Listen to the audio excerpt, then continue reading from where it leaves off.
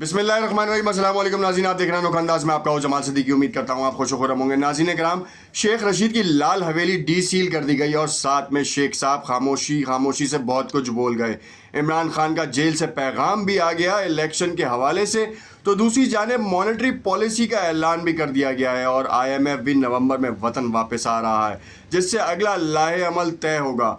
Audio leaks कौन कर रहा था और किसने इजाज़त दी, आज कुछ बड़ी खबरें हैं जिसके बारे में आज तफसील से बात करेंगे। सबसे पहले खबर आपके साथ जो शेयर करते हैं वो ऑडियो लीक्स के हवाले से है कि मामला हुआ क्या है और मामले की नज़ाकत क्या है।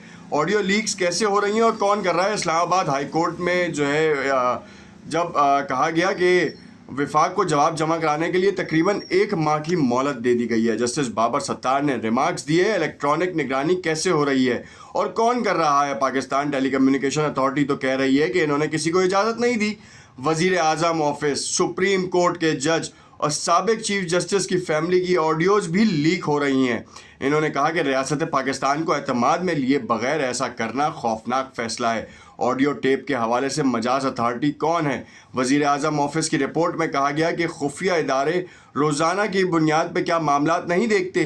क्या मामला है। Justice Islamabad high court justice Babar Sattar ने जो है कहा कि ये किस तरीके से सामने आ रही हैं वीडियोस और कौन कर रहा है, ऑडियोज़ हों या वीडियोज़ हों, इनके ऊपर जवाब तलब किया गया है। दूसरी जानिब देखेंगे तो शेख रशीद की लाल हवेली को डीसील कर दिया गया है और शेख रशीद ने इस हवाले से जो है वो एक मीडिया टॉक की। उस मीडिया टॉक में भी बड़े उन्होंने जो है ना वो राजों से पर्दा उठाया है और उन पर्दा उठाने में जो है वो शेख रशीद साहब ने जो है ना कुछ जो सवाल है ना वो लोगों की जानिब भी कर दिए हैं।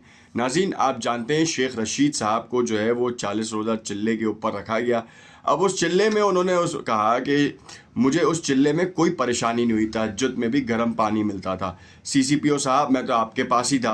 अब बात सारी ये है कि पिंडी से दोनों नशिस्तों के ऊपर शेख रशीद ने कहा कि मैं इलेक्शन लड़ूंगा और अपने दोस्तों को भूलता नहीं हूँ और दोस्तों के साथ वफादारी करता हूँ। अब अगर इमरान खान की जानिब उनका इशारा था तो क्या मामला था, मगर अगर इमरान खान की जानिब इशारा था तो फिर उन्होंने ये क्यों कहा कि 9 मई का जो वाक़या है, जो सानिया है, वो गंदे लोगों का कारनामा था और गंदे लोगों ने ये काम किया।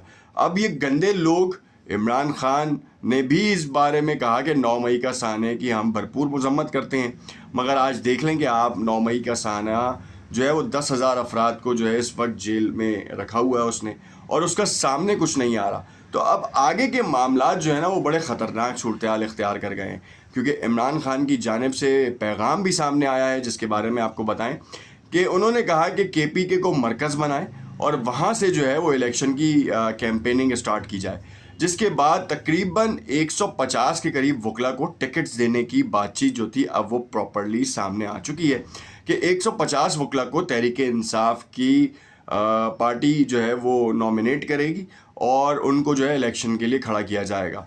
और जो रज़ाकार या जो मेंबर्स अब तक पाकिस्तान तहरीक-ए-इंसाफ के साथ हैं उनको जो है वो टिकट्स दिए जाएंगे। अब उनकी तादाद कितनी होती है और वो किस हवाले से सामने आती है ये तो आने वाला वक्त बताएगा। मगर यहाँ पर एक और बात डिस्कस करना जो कि आप सबके लिए बड़ी ज़रूरी और बड़ी एक अहम खबर है।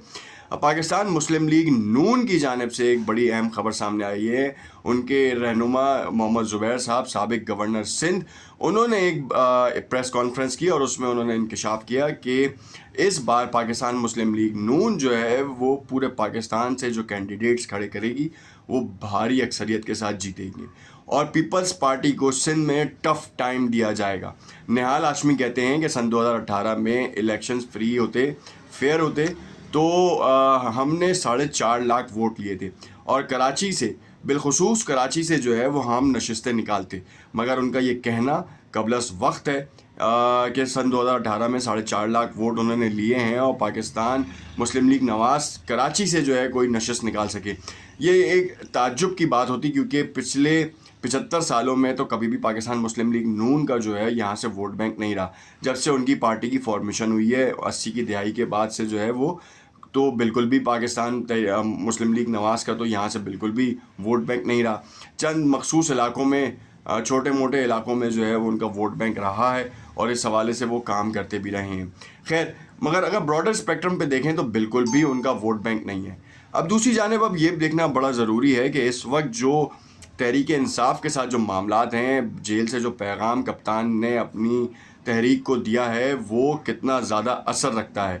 اس حوالے سے جو مبصرین یہ کہتے نظر آتے ہیں کہ پاکستان تحریک انصاف کو الیکشن سے پہلے جو ہے وہ ریلیف نہیں ملے گا، اور جب ریلیف نہیں ملے گا تو پاکستان تحریک انصاف کیمپیننگ نہیں کر سکتی، اور اسی طریقے سے جو ہے وہ ان کے رہنما اور جو لیڈران ہیں وہ جیل کی زینت بنے رہیں گے. اور جو ایک ایکسپیکٹڈ ڈیٹ جو 24 جنوری کی دی جا رہی ہے، 24-26، جو ان ایکسپیکٹڈ بھی ہے یا ایکسپیکٹڈ کہہ لیں کہ اگر الیکشن ہوتے ہیں تو اس وقت تک جو ہے صرف پاکستان مسلم لیگ نواز ہی ہے جو پراپرلی جو ہے وہ میدان میں آ رہی ہے. مگر دوسری جانب اگر پارٹیز کو دیکھیں، اگر آپ پی ڈی ایم میں شامل جماعتوں کو بھی اگر دیکھیں تو ان کے پاس جو ہے وہ کیمپیننگ کا اصل جز سامنے نہیں آ رہا. پاکستان پیپلز پارٹی اب تک جو ہے وہ شش و پنج میں مبتلا ہے کہ ان کو جو ہے وسائل اور ان کے مسائل کے اوپر قابو پایا جائے گا یا نہیں. آصف علی زرداری مفاہمت کے بادشاہ اس وقت پاکستان تحریک انصاف سے بیک ڈور رابطوں میں ہیں، اور ان رابطوں کے بعد جو ہے یہ شاید یہ گمان ظاہر کیا جا رہا ہے کہ ان دونوں پارٹیز کا الحاق ہو جائے یا سیٹ ایڈجسٹمنٹ ہو، اور اس سیٹ ایڈجسٹمنٹ کے اوپر کام ہوگا. کیوں؟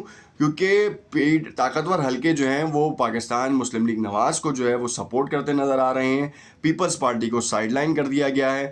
ایون پاکستان مسلم لیگ نواز کے رہنماؤں کے بیانات سے بھی یہ تاثر مل رہا ہے کہ پاکستان پیپلز پارٹی کو بالکل ایک جانب رکھ دیا گیا ہے اور ان کو اب مین دھارے میں نہیں لے کے آیا جا رہا.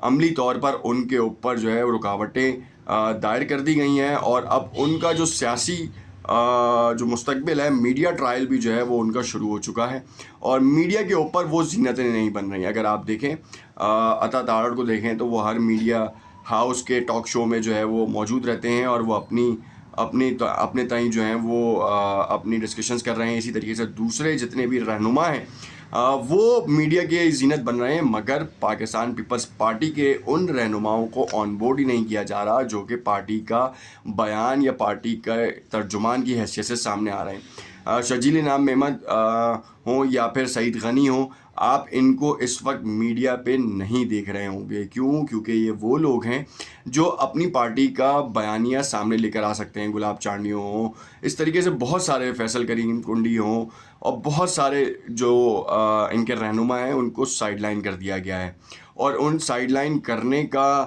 عوام بھی جو ہے وہ اس چیز کو نوٹ کر رہی ہے، اور خود پیپلز پارٹی بھی اس چیز کو نوٹ کر رہی ہے.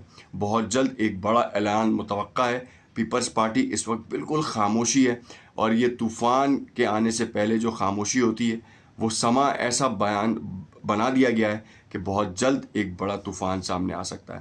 اور امید یہ کی جا رہی ہے کہ نومبر کے پہلے ہفتے میں ایک بڑی نیوز جو ہے وہ سامنے آئے گی. دیکھتے رہیے گا انوکھا انداز. کمنٹ پر اپنی رائے سے ضرور آگاہ کیجیے گا. شکریہ.